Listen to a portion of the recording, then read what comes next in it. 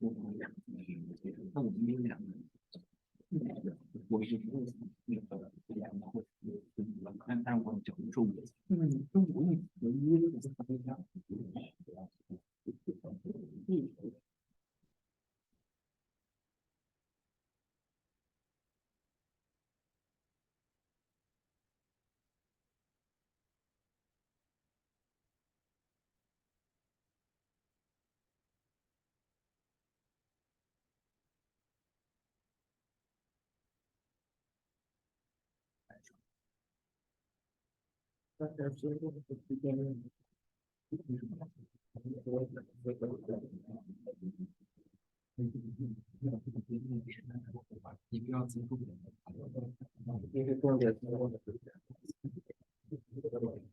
我等于我开始。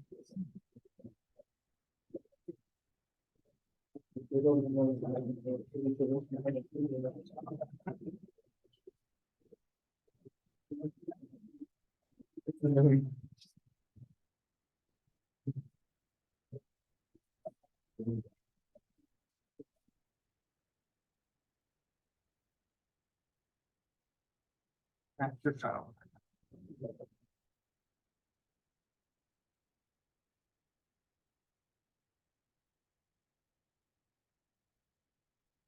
下周36的，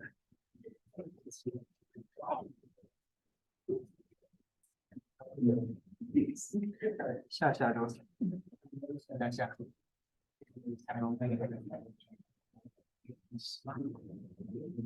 就这儿，题还得多。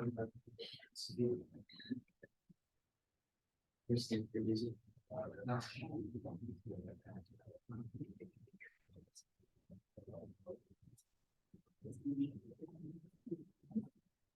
上节课讲，所以我这他讲，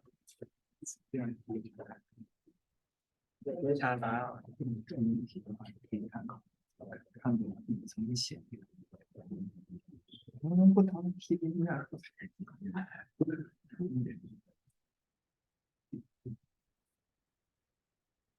万一要是错了一两题，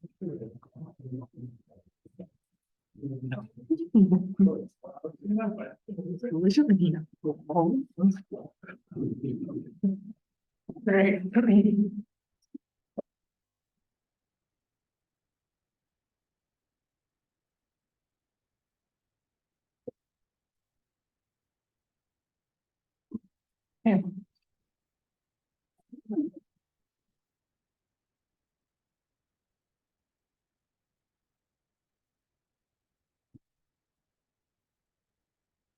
All right.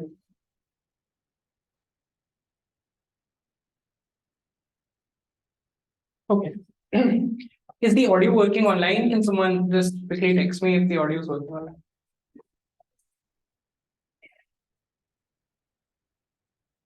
All right, I'm just.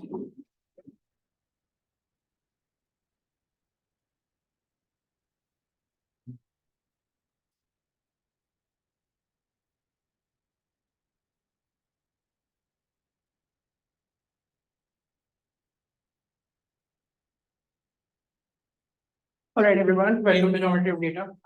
Today we'll do unsupervised learning. Let's look at the schedule really quickly and see where we are. Should I share my screen online?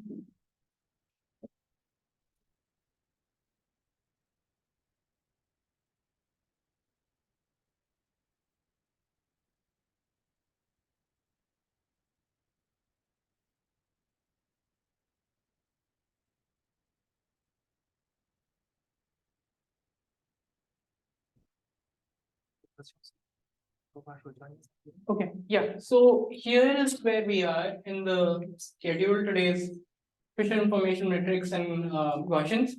However, Professor Fletcher will be slightly late to class, so I'll be taking the first half of this lecture, but we'll cover unsupervised learning briefly, because in the last few lectures you must have noticed that we did self-supervised learning, we did flow-based models. We also covered like alignment-based models between text and image and transformer-based models. So we did only touch on unsupervised learning a little bit because it's one of the older algorithms now, and most of unsupervised learning in the deep learning realm is also already being done using self-supervised learning and other kinds of more advanced algorithms. So we'll only quickly cover K-means algorithm and also the GMM algorithm, just as a basic refresher of unsupervised learning. And then we'll move on to Fischer information metric and other things. Also, a quick look at the homework.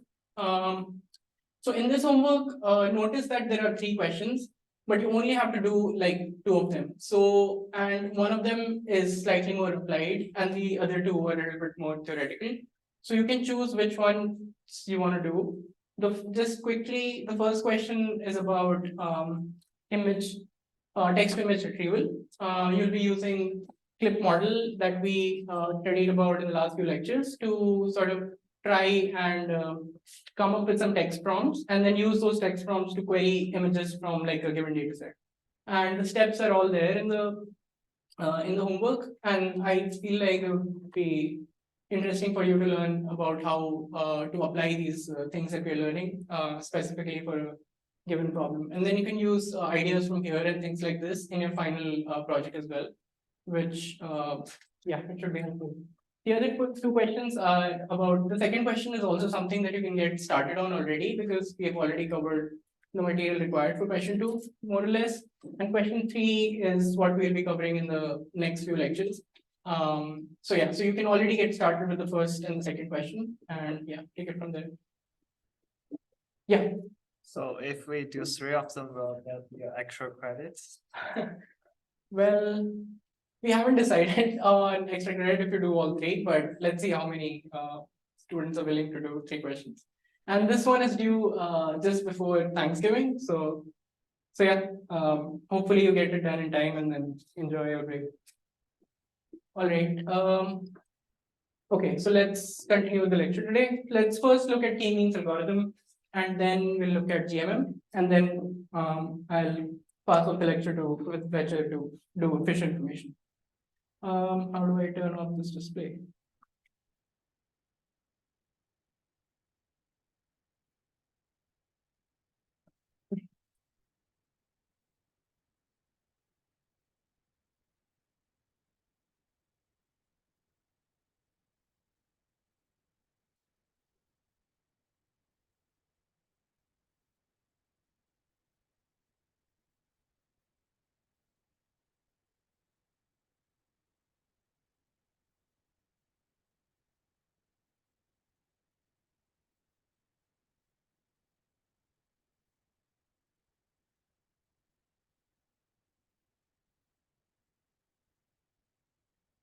Okay, so the topic today is unsupervised. Oh, wow.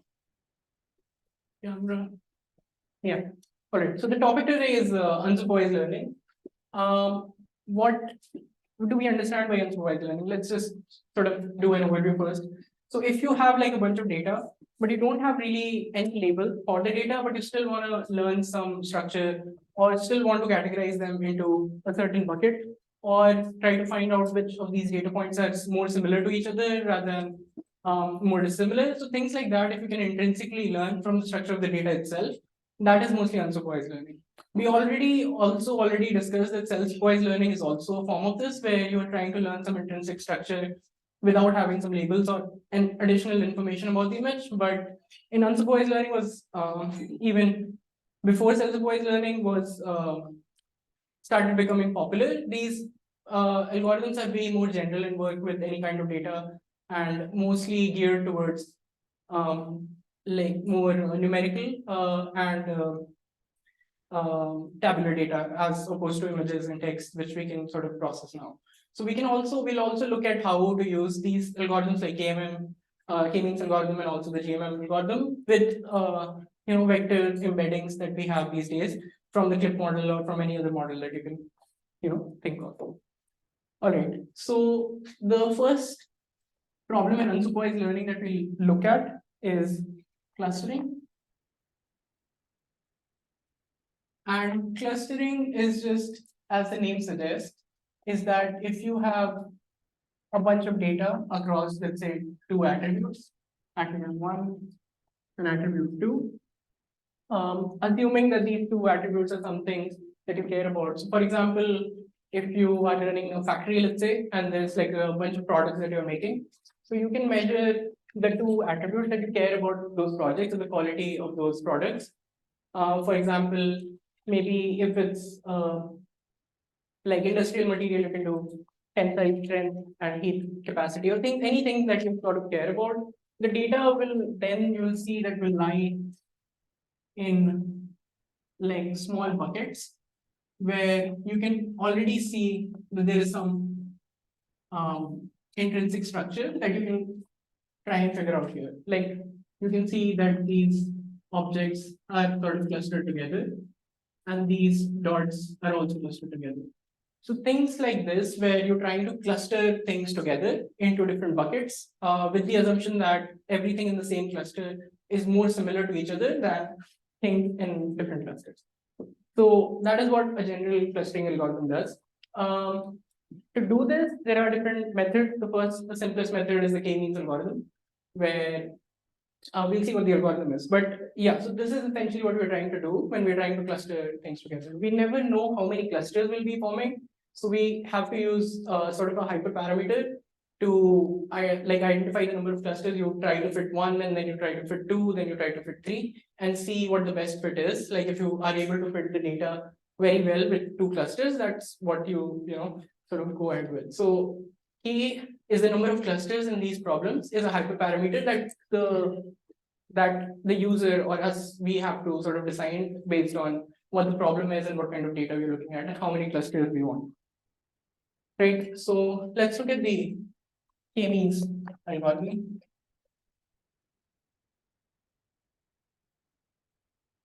Okay. So for k-means algorithm, let's say we have input data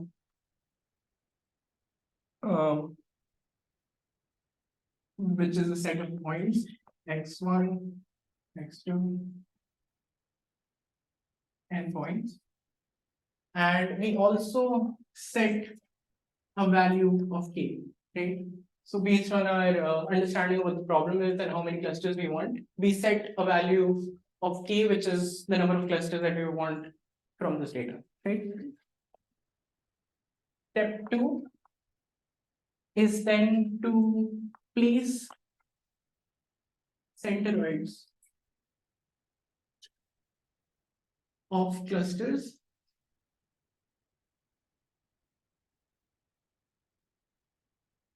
on the data space, right? So this step is that based on, okay, let me say k centroids, right? So if you're dealing with, let's say, two clusters or any number of, let's say, k clusters, what you have to do is that you find k centroids in the data space and randomly sort of spread them around. So let's say C1 is here and C2 is here, right? So because we're dealing with two clusters, I've set two centroids completely randomly. So these are initially randomly initialized. So I'm indicating I as the iteration. So at the 0th iteration, which means that the algorithm has not started yet, we have just sort of set all the values. These two at the 0th step are just set randomly. So you can just set it anywhere in the data space. And then step 3 is to repeat the following until convergence.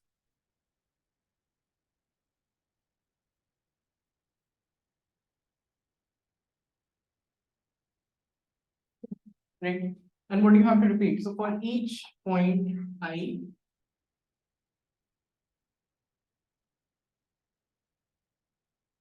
xi,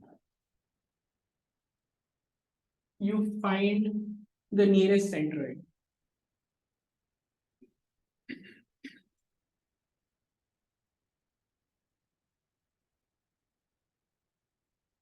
And this is done via, let's say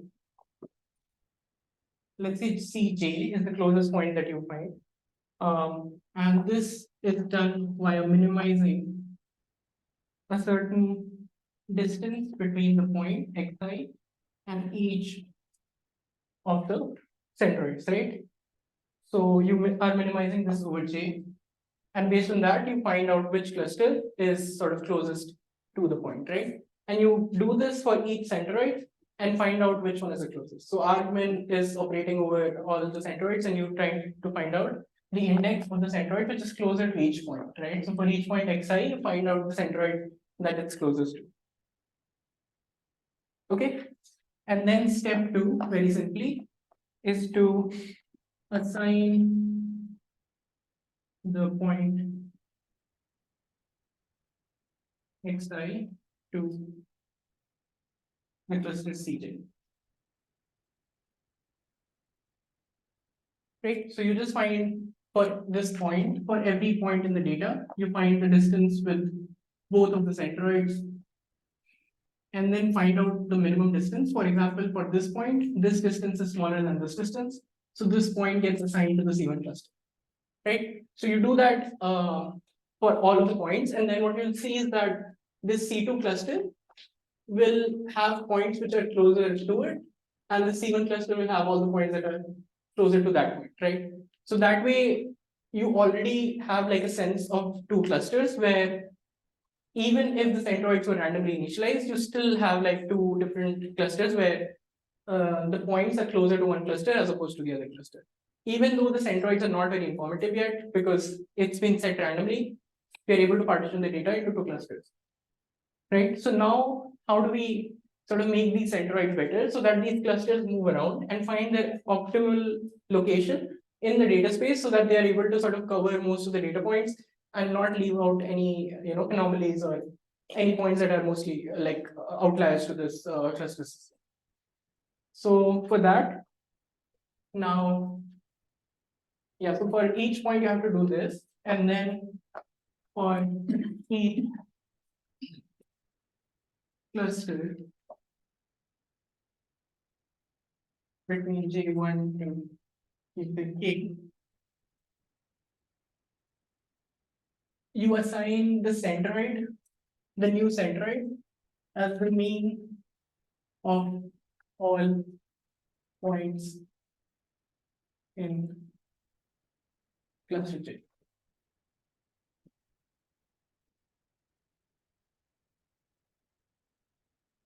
Right, and you do that just as a summation over all the xi for a specific dimension divided by n, and nj is the number of xi in that cluster. So let me denote it as the j over the top. So nj is the number of points that are assigned to the Cj cluster, and for all of those points, you just find the mean and set that point as the centroid of that cluster, right? So everything that was assigned to the first cluster, you take the mean of all of those points, and the mean it becomes the new centroid for the next iteration, right?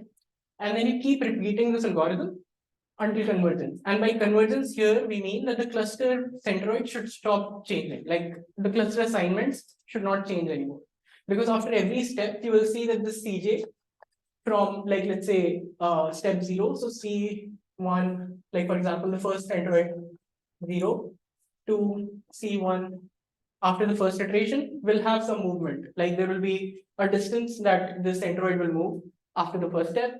And this distance, as you keep converging, will keep getting smaller. So as you keep fitting the model better, the centroids will start moving less and less. So you have to keep doing this until the centroids completely stop moving or are moving so little that you don't really care about it, right? So you have to sort of threshold this algorithm of when you sort of are able to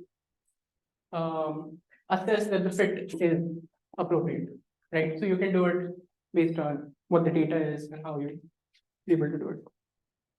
All right. Overall, just as a general, like this is not really important. As long as you understand the algorithm, this would be useful when we look at GMMs, because the GMM algorithm is slightly more complicated, but it essentially has these two steps only. The first step is the estimation step, and the second step is the maximization step. And I'm just saying that as like terminology, but once we sort of see GMMs, we'll see how that fits and what does estimation mean and what does maximum, like the maximization step mean. Right. Another thing that you should notice is that all of these data points xi should be numerical data points here. Like if they are categorical variables, this algorithm does not work. So for example, if xi, let's say all of these data points instead of attribute 1 and attribute 2 are discrete data points, only sort of reflecting if the point belongs to the first cluster or the second cluster, the mean of those clusters or the mean of those classes does not make any sense in general, right? So in that case, you will not be able to find like a centroid, and the algorithm does not work for non-numerical data. So for this algorithm to work, the data that you start sort of trying to cluster should be numerical and have like a continuous vector. Okay. So yeah, that would be important because when we see how we use this algorithm to sort of cluster images and text, you need to make like remember that the representation of the clusters, representation of the images or the representation of any data that you're trying to cluster using a k-means algorithm should be a numerical vector and should be in the continuous space.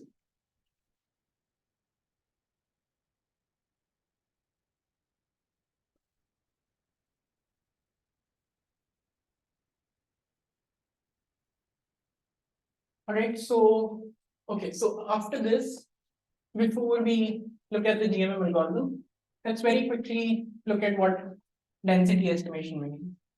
Just a quick refresher so that you're on the same page.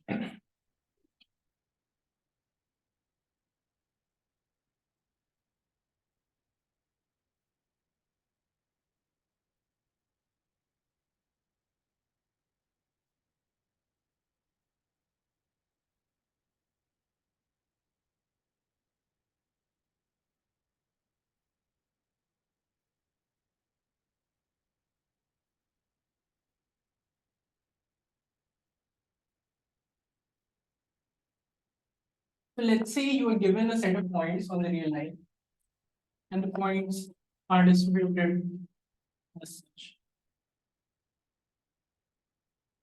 Right? And these are just observed data points that you observe in the real space on the real number line, and you have a bunch of data points like this. Right? So if you assume that these points are sampled from an arbitrary probability distribution function that we sample the points from, what we want to recover using density estimation is that probability distribution function. We want to find out what the distribution function of this underlying data is in order to sort of estimate what kind of probability distribution function can these points be sampled. And you can understand this as trying to learn like a generative algorithm, like we had discussed before, is that you're trying to fit a probability function on the data itself so that you can sample more data from that function, right? So once you understand what the probability function of the data looks like, p of x, if you have a good model of this function, you can use this to then sample more points from that function, and those points will be closer to these points, right? So that is what essentially we mean by a density estimation. Right, but however, even for the real line, even with points that are so simple, it is very hard to sort of find a good method to do this density estimation.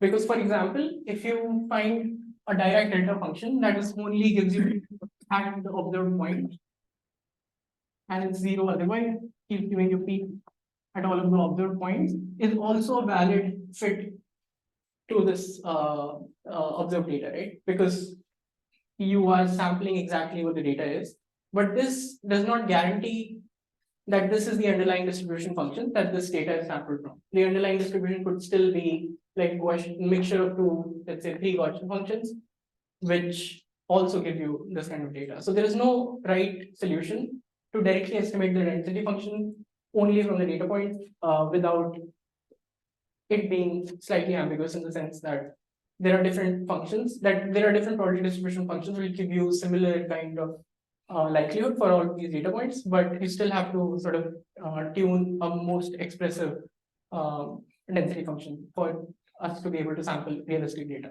right? Okay, so to do that via using just Gaussian functions, so if you are sort of making the assumption that the data is in the space is just sampled from a mixture of multiple Gaussian functions, then we can use the Gaussian mixture model to estimate what those Gaussian functions are, and by proxy estimate what the overall probability distribution is. Because if you are able to sort of model this as a mixture of multiple Gaussian distributions, each of which you know what the parameters of that Gaussian distribution are, so you can sort of model the entire distribution as a mixture of those models.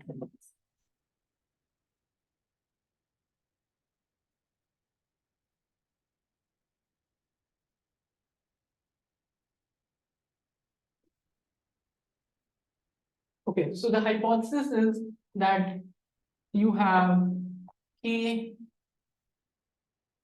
Gaussian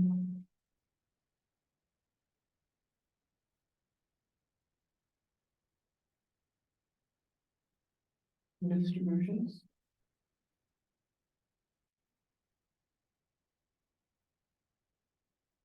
from which the data is sampled. So that is the basic hypothesis, is that there are key Gaussian distribution functions from which the entire data is sampled. What we have to do now is that just identify what the parameters of those key Gaussian functions are, and then sort of use that as your model. And this can be used for things like anomaly detection, etc. Like, for example, if you recall the example that we saw, where let's say there's attribute 1 and attribute 2. If there is a bunch of data here and a bunch of data here, and you find a new data point which is outside here, you can do like things like finding anomalies, because as a difference from the k-means function, Gaussian mixture models give you the probability of each point being in each distribution also independently. Like for k-means, what you get is that every point gets assigned to one centroid, like one centroid or one cluster from which the centroid is the closest. But you do not really know what is the likelihood of that point being in another cluster, right? You only get like a deterministic result of how likely of which cluster does this point belong to. And things that are closer to the centroid of that cluster are also not really distinguished. Like for example, if in this cluster, the centroid is here, points that are closest to the centroid are more likely to be in that cluster, right? Intuitively. But in k-means algorithm, you don't really get a sense of how close or how far away or what is the likelihood of each point being in the other cluster also. But for Gaussian mixture models, that is the one difference that you have, that for each point, you also get the probability of that point in being each of the clusters that it's not assigned to as well. So you'll get something like this point x being like in the cluster 1 with a probability of let's say 0.9, and in the cluster 2 with a probability of 0.1. Right, so you still know that you're making the assignment that the point is in this cluster, but you also know how far away it is from the other cluster, like how likely it is to be in the other cluster, right? So yeah, so for this setup, let's say we have data S x1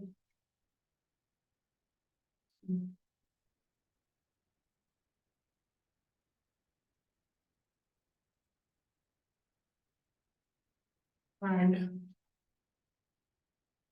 we assume that there is a latent variable, and we'll see what this latent variable is in a bit. You also assume there are latent variables vi, which are sampled from a multinomial field.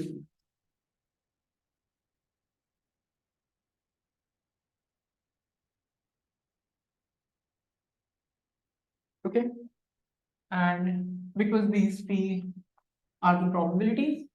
You say that these are always greater than or equal to 0. Also, that the sum of all the p's across all the clusters for j equal to 1, k is equal to 1. Right? Because these are just probability values. So that holds. And j is just the probability of a point of latent code z I being in a cluster j. That makes sense? So this is just representing the probability of a specific latent vector in the cluster j, being in the cluster. And we also know that each of these clusters are Gaussian distributions, right? So for every point xi, given the latent code zi is in, let's say, a specific cluster j, right? So for all of the points that are in a specific cluster, these points belong to a Gaussian distribution. Okay.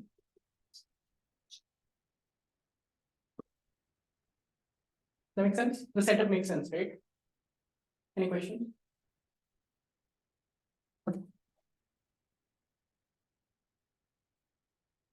Now here z is considered the latent variable because it's not observed. And in all of these cases, when we have like these kinds of models, the z's are always like anything that is unobserved is considered a latent variable that you can sample from like a known distribution, then use that to generate data. Okay. So for the algorithm,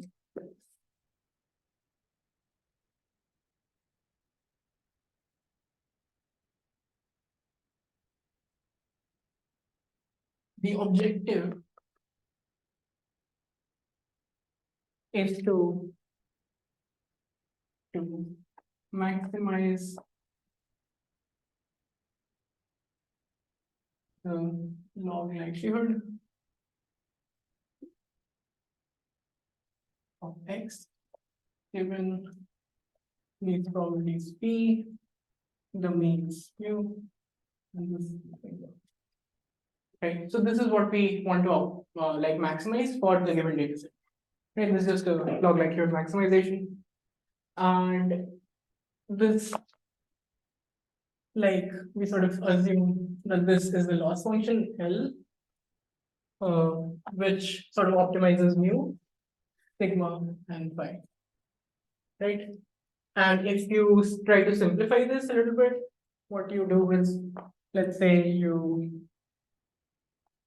marginal out the latent variable, you get this objective changes to log summation over all these on p of x common c given mu. Right, we have just sort of taken the z as a marginal value, and what we're doing is summing over for each z. If you sum over all the properties of x based on these parameters, it will sort of give you the same objective. Like optimizing this, the same as optimizing the above. Right. So now let's get to the algorithm. So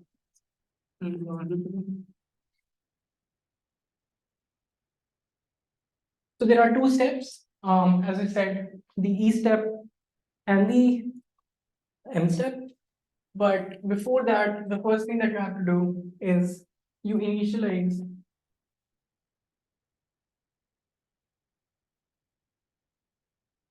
mu, I, and sigma.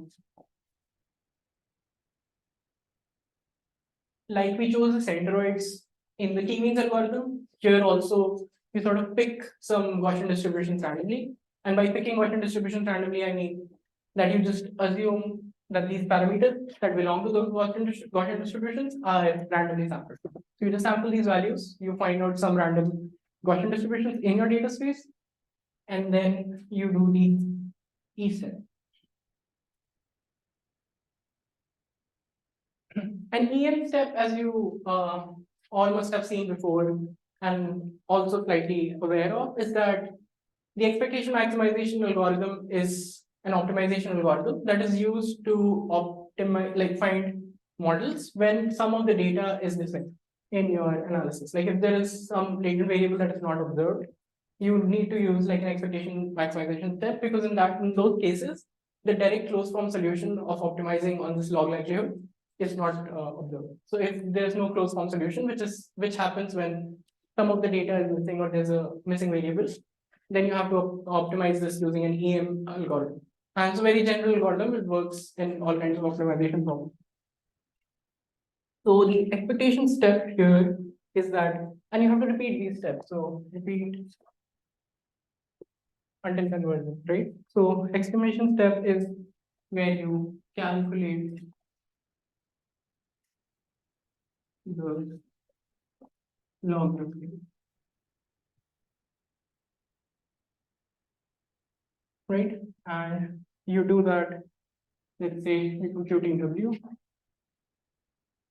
Okay.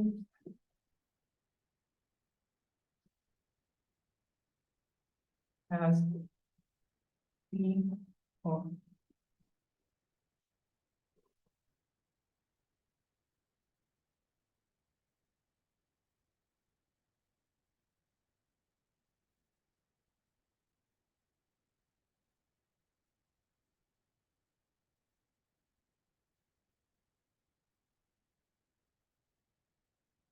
right? So we just compute these weights, and these weights indicate the probability of the point I being in the jth cluster. Okay, so as you see, this is just Zi being in the cluster J, conditioned on all of these things that are already like conditioned on these structures. Right. So for example, just as a side example, if let's say you set k equal to 3, what will happen is that this value W will be a 3-dimensional vector. Let's say with 0.1, 0.7, and 0.2. And this means that the probability of that point being in the first cluster is 10%, in the second cluster 70%, and the third cluster is 20%. Right? So the sum of these will also come to 1, because these are just the likelihood of the point being in one of these clusters. Okay, so you do that computation over there, and then in the mth step,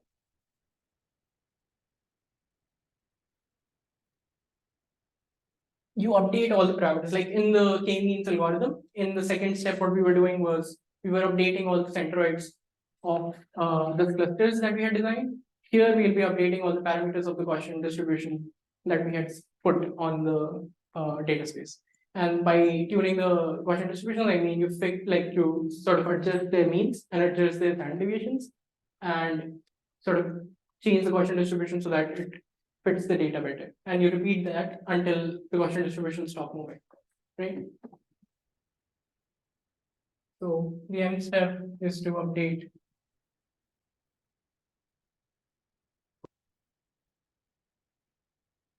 the parameters. And you update that with Pj being equal to 1 by n times summation .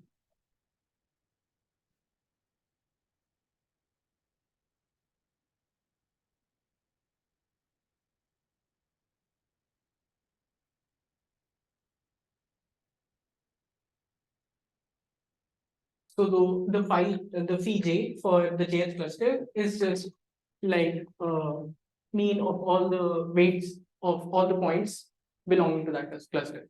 So you get the probability of every point being in the cluster J. Just take a mean and then set Pj to that value. Okay.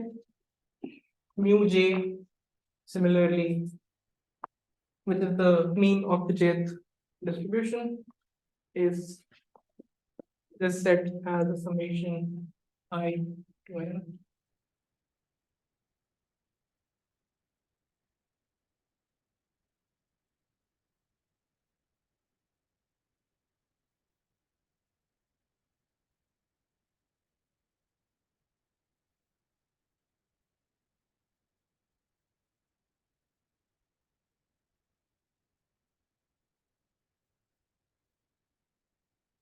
The mean is just a weighted sum or the weighted mean with respect to the weights of that point being in that cluster. So for every point in the data set, you find out what the probability of that point being in the jth cluster is.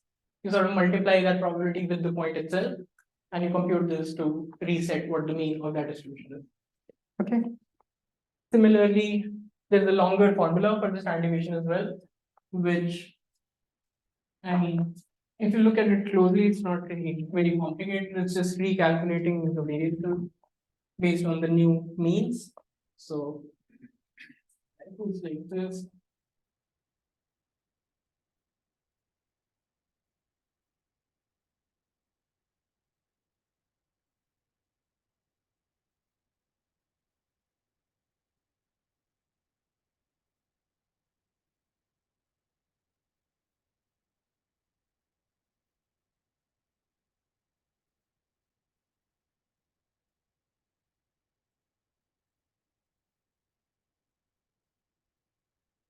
Right?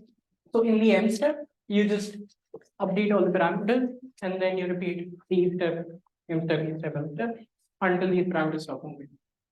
Right? Just like in algorithm. The only difference is that in terms of utility, again, you will get for each point the probability of that point belonging to each cluster separately, in addition to just the cluster assignment.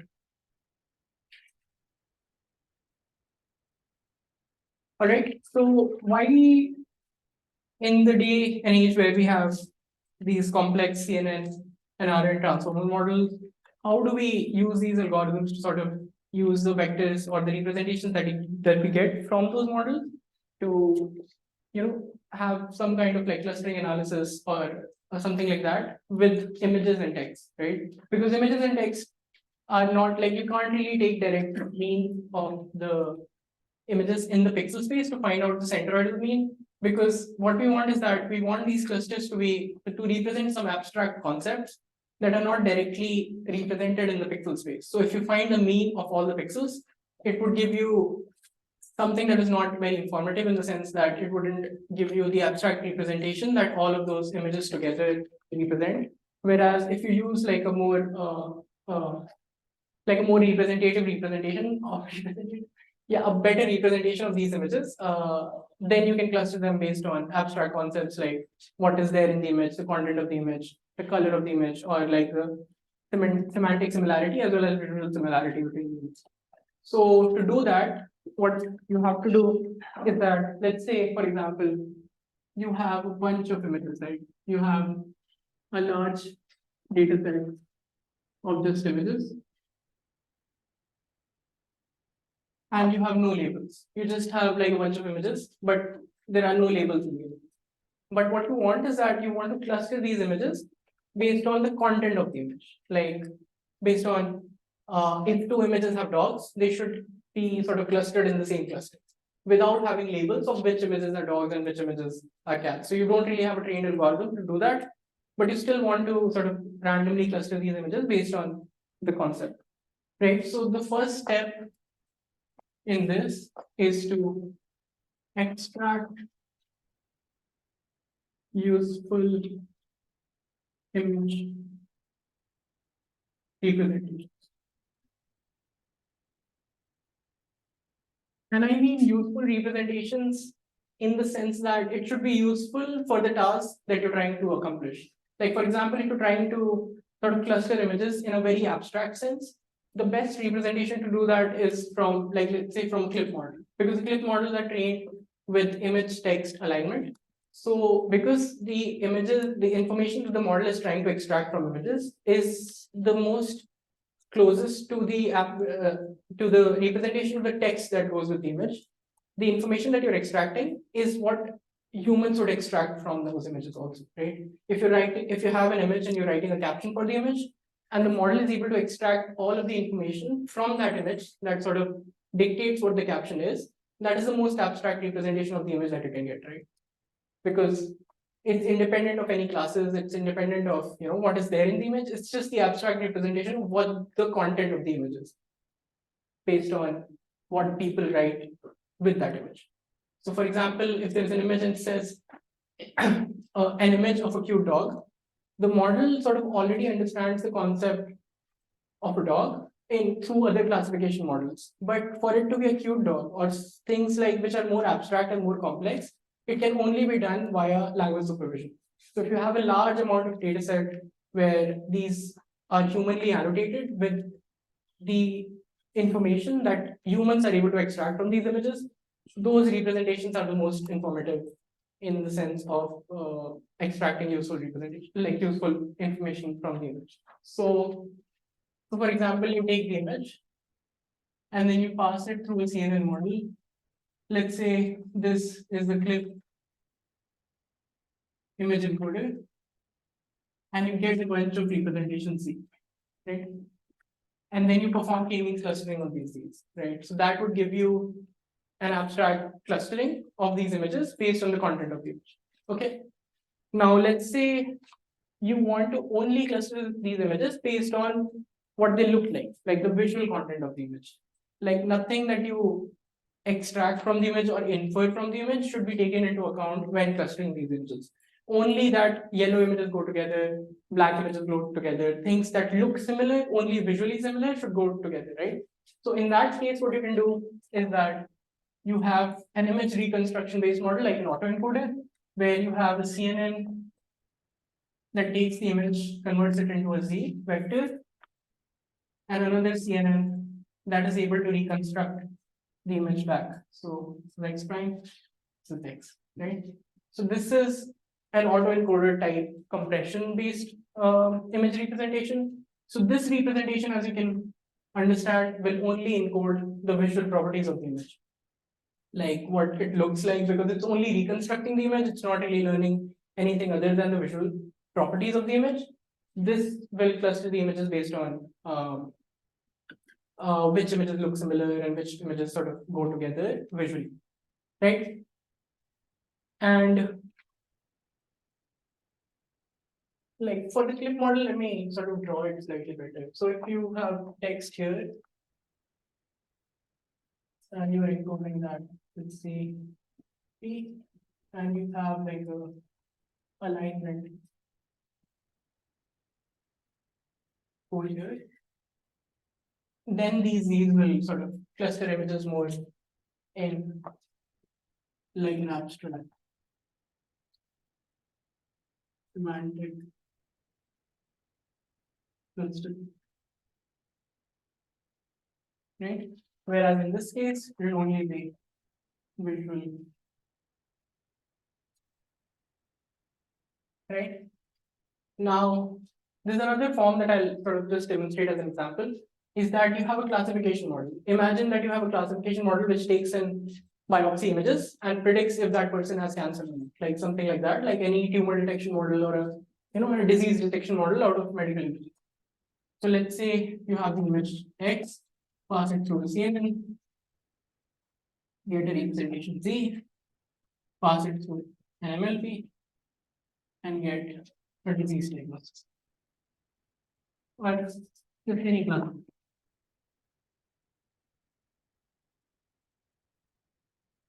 Right? Now, if you use these to cluster these images together, what you will get is that the images will get clustered in buckets which have similar properties that lead to a specific classification. Right? Even if the images that look different are visually very different, but both have the same disease diagnosis, will get clustered in the same bucket because both of them lead to a similar outcome in this model. Right? This model is only designing discriminative features in Z, which is able to give you some information about this final classification task. So if the final classification task is, let's say, prediction of a specific cancer, the Z's will only have information that relate to predicting that cancer. And when you cluster the images based on that kind of information, the images will get clustered only based on what is important for a specific diagnosis and what the classification problem is in this case, right? So if it's a classification of animals in the images, let's say there's a bunch of images in your data set, you train a model to predict which animal is present in which image, and then you cluster the Z's, even if two animals sort of have the same color, are in the same position, but they are different animals, will get clustered in a different cluster. But if a cat and a dog look very similar, but are different classification, like different categories, they would still get clustered in the same cluster if you do visual clustering, right? And a cat and a dog might get clustered in the same, might get clustered, let's say a cute black cat and a cute black dog might get clustered in the same cluster if you do abstract semantic clustering, because both of them are still closer than a white, not cute cow, that way.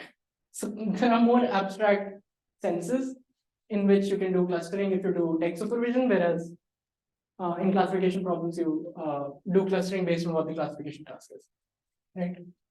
So cluster based on this.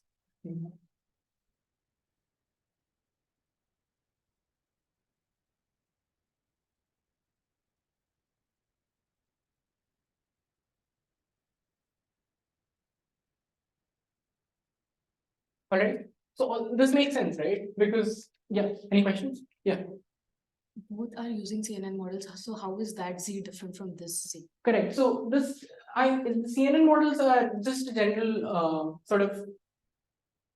I'm trying to denote that you use any kind of a neural network to come to a representation, and based on what the task is, the model will learn a different kind of encoding mechanism.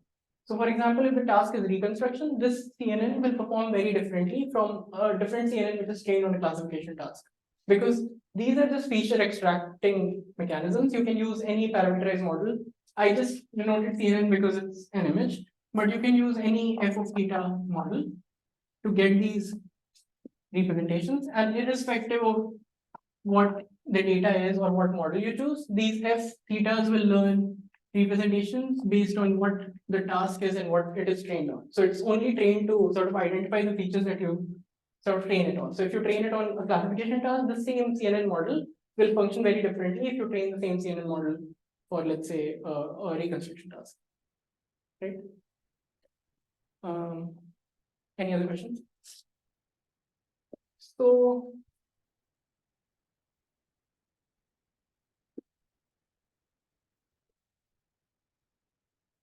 yeah, so you can do the same thing very quickly for text as well. So for example, just a very quick example for text.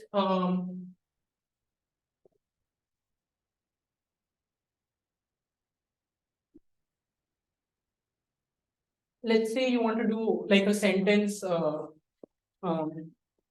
clustering task, like you want to cluster similar sentences together that have the same kind of content, whereas different sentences which mean different things should be in different clusters. So what you do in that case is that you just use a transformer model. And again, I'm saying transformer because it's a text data, but literally any kind of model similar to that, an F theta model that can extract a representation out of text would work.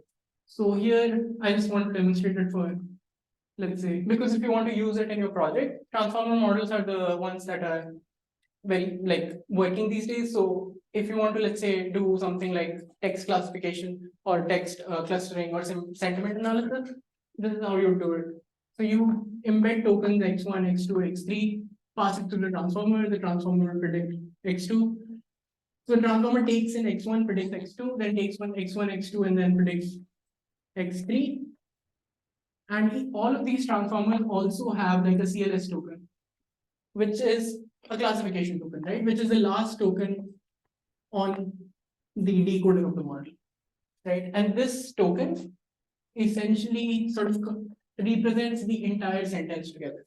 So the last token, because these are transfer mode models, are fully connected self-potential models, what happens is that each next word takes into account the previous word in its own representation. So the representation of x2 here that you predict x3 from will encode x1, x2 together. So the last token, which is the classification token, will encode the whole sentence together. So you can treat this TLS token as a Z, and then sort of do k-means clustering on Z, and that will cluster all of your sentences in different buckets based on the content of the sentence. Right? That make sense? All right, so I'll stop here and let Professor Fischer teach the rest of it.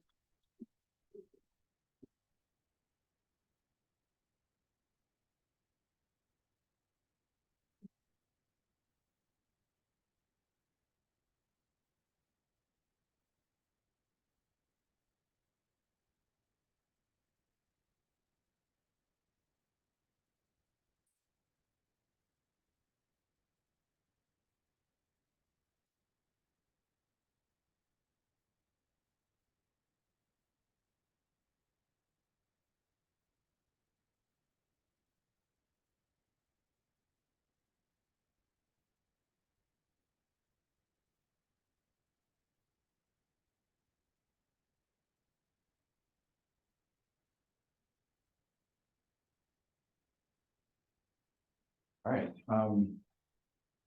going to switch gears completely.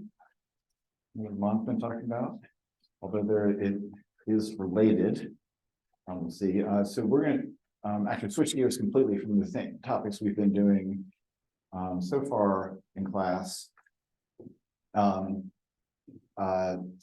moving into a pretty short module here, if you will, on something called information geometry, and let me try to give a little high-level overview of what it is. We'll see if the camera tracks me or Mon there. We'll battle for the camera's attention.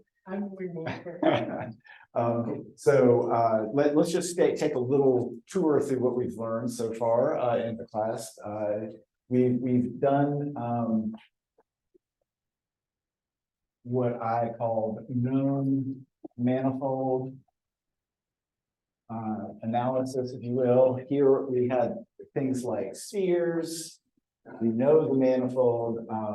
We had Kendall shape space, which is kind of like a sphere. Complex projective space, which is sphere-like. And here's where we have data that lives on a manifold, and we know how to compute geodesics on that manifold, and we could do things like Fischer mean definition and principal geodesic analysis as the way to analyze variability. So we started with that.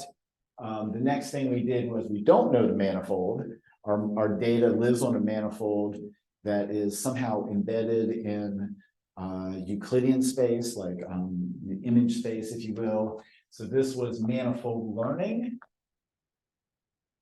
If I don't know the manifold, I need to learn it. And we had this kind of picture of a latent space. Usually we have Z for our latent variables, and then an immersion, hopefully an immersion, as we've been doing for previous homework, that will learn a manifold there in our data space, which is as close as possible. Of course, the data doesn't live exactly on the manifold, but we want it to model this true data distribution as best as we can.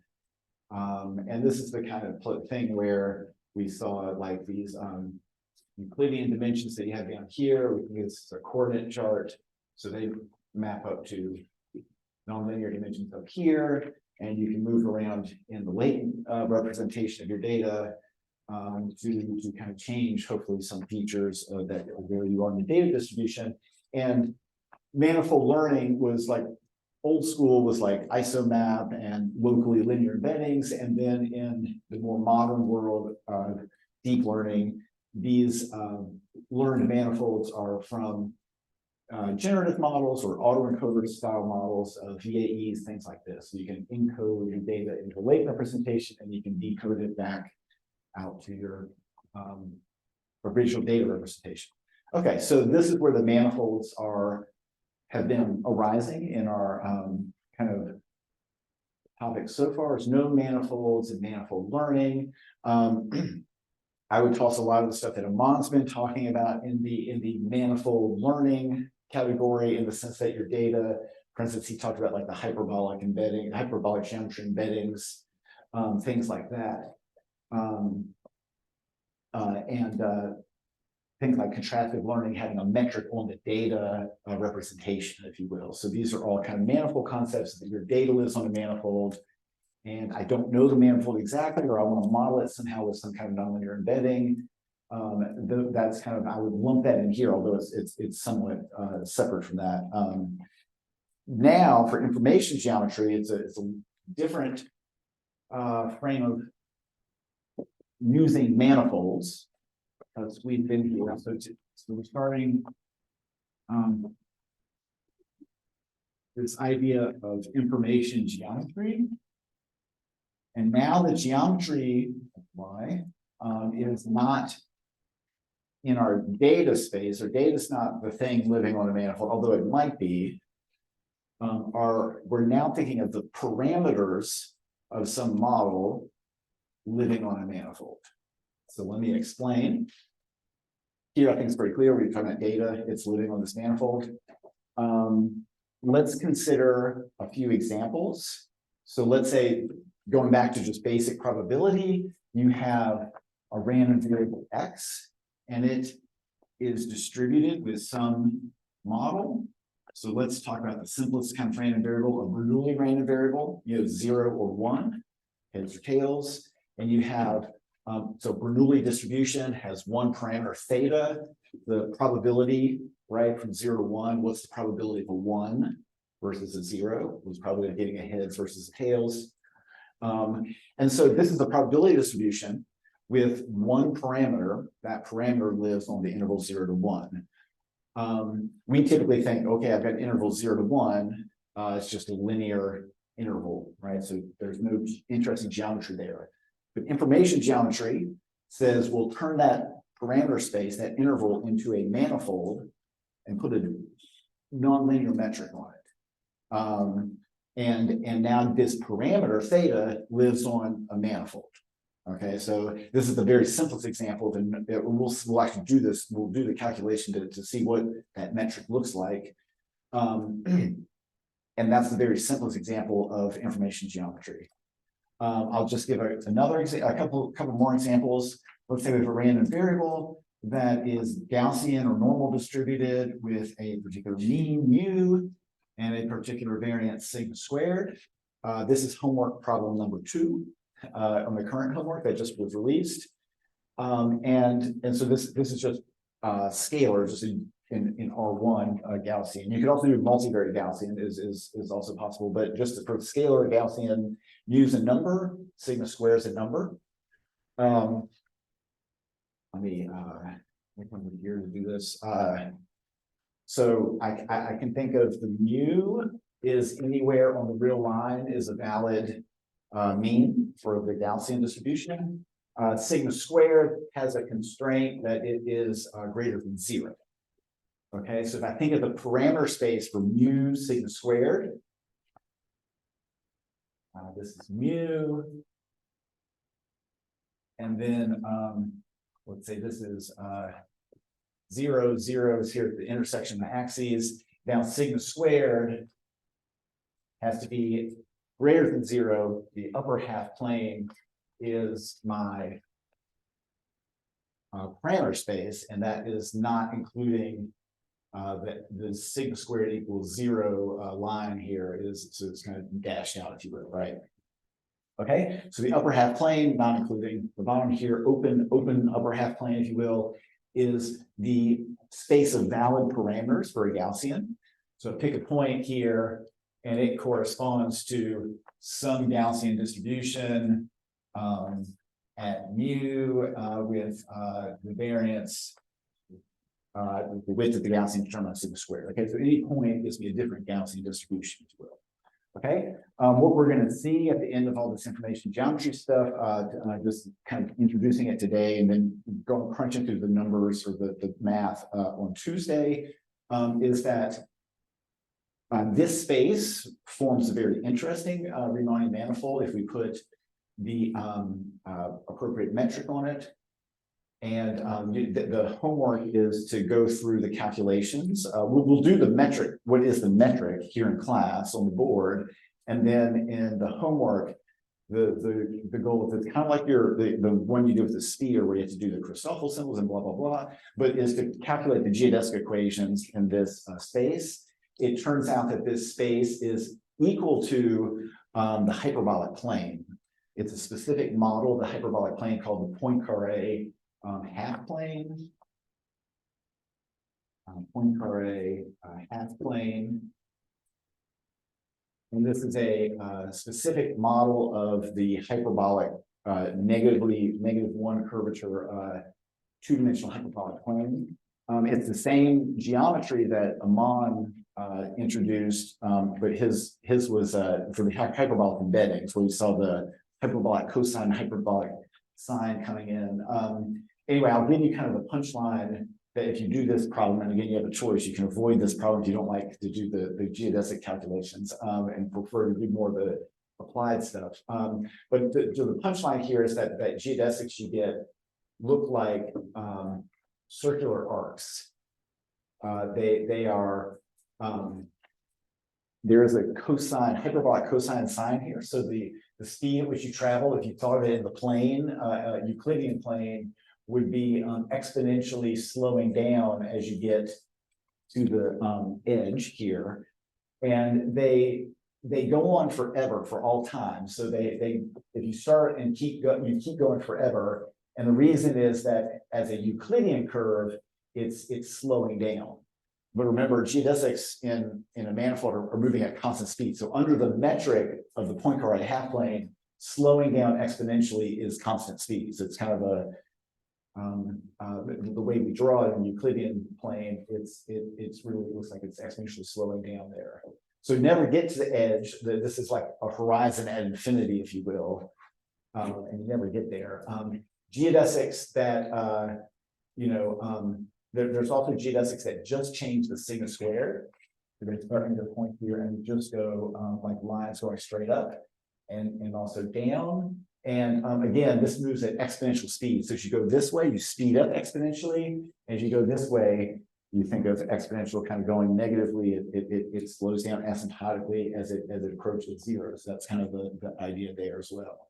So there's this exponential kind of behavior to the hyperbolic geometry. So anyway, this is the manifold you get for the space of parameters of a Gaussian when we do this information geometry.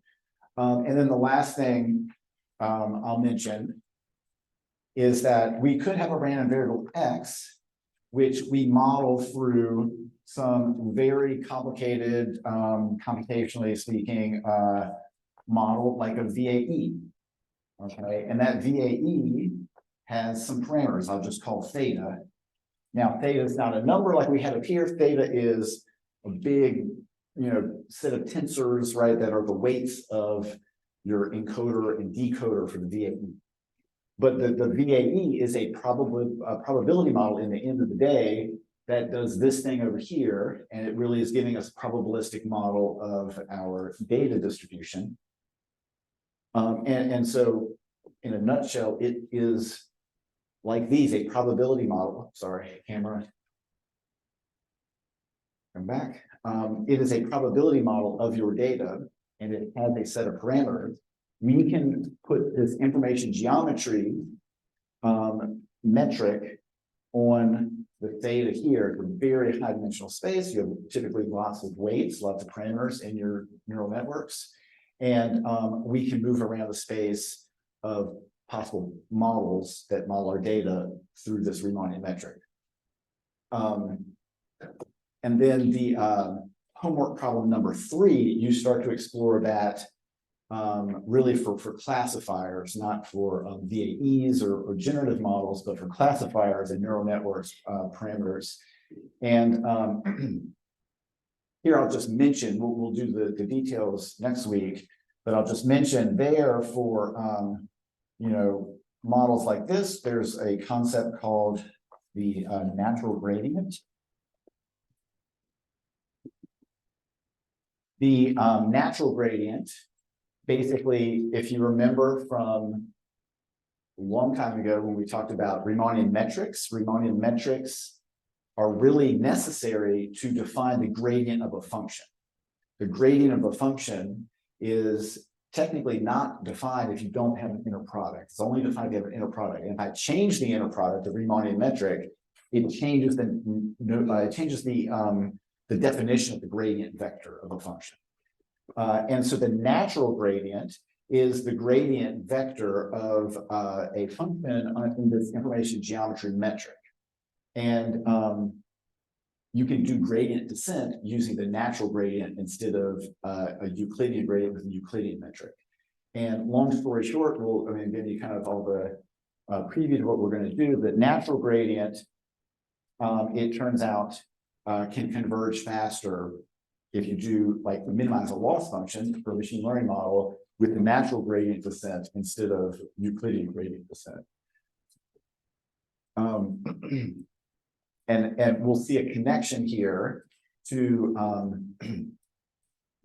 this is actually the natural gradient is not so often used. There are a few papers where people talk about the natural gradient, use natural gradient.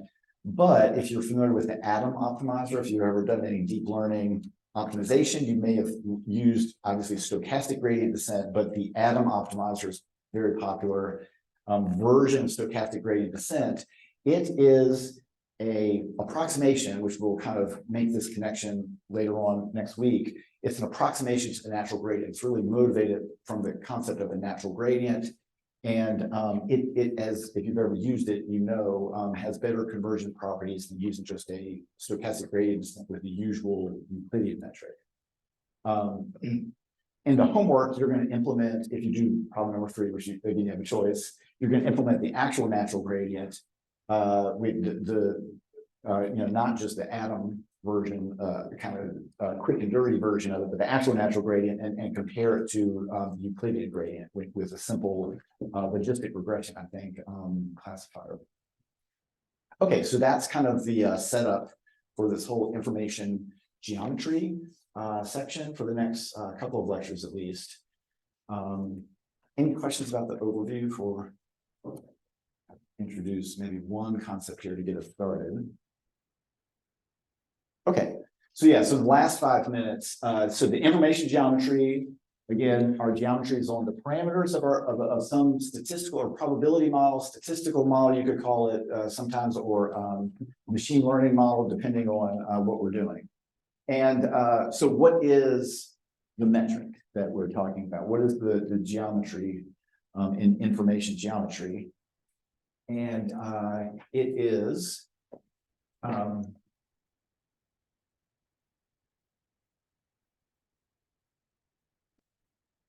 in all of these cases, something called the Fischer information metric.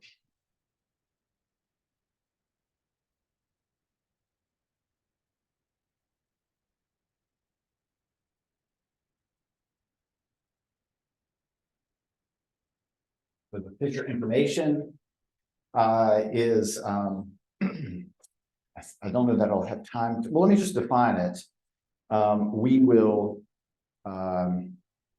you know, actually crunch through some equations here to see what, some examples on Tuesday. But let me define the Fischer information and kind of see why it's a metric. So we start with just a reminder, if you think of log likelihood.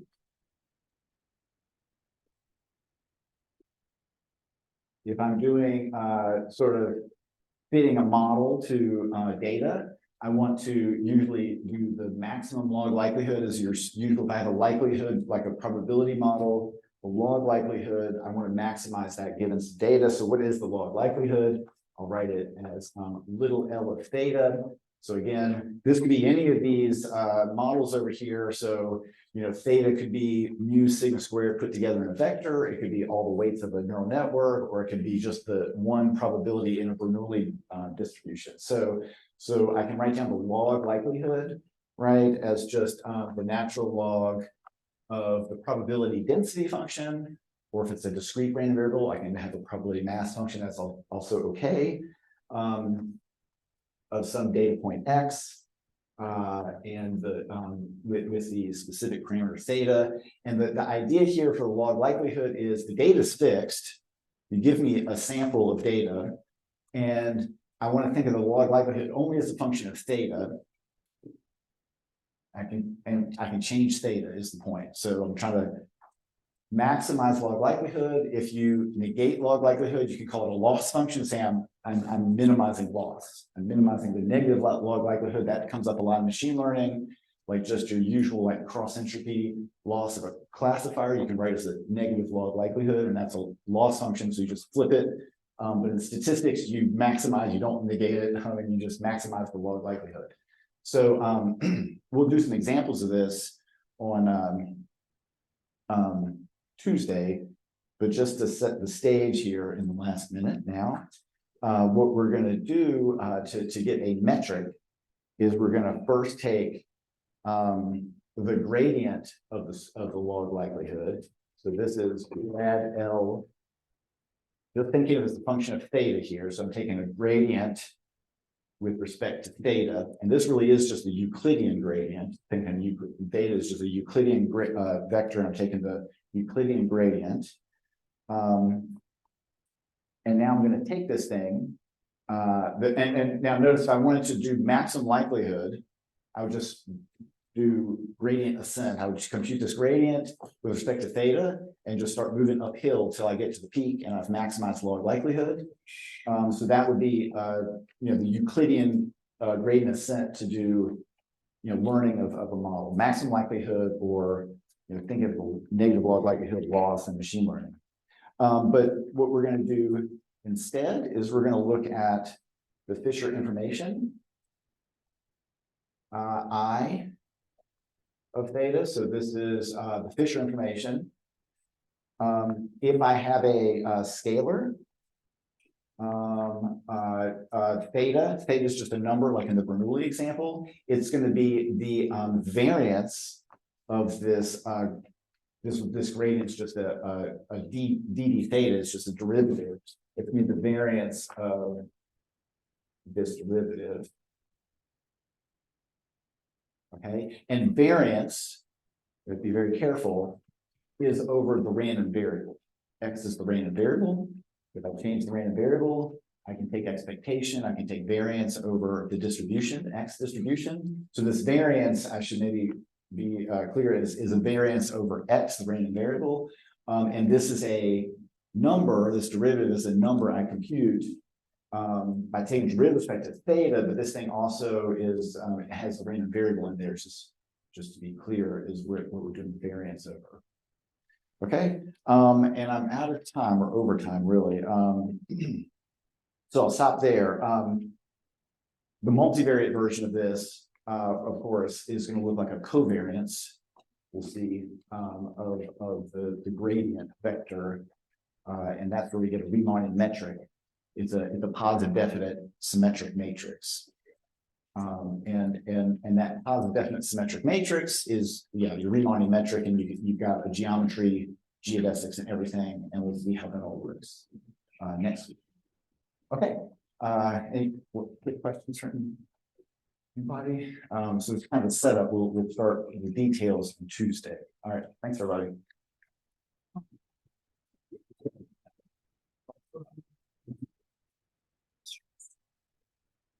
The next like I will. Hey,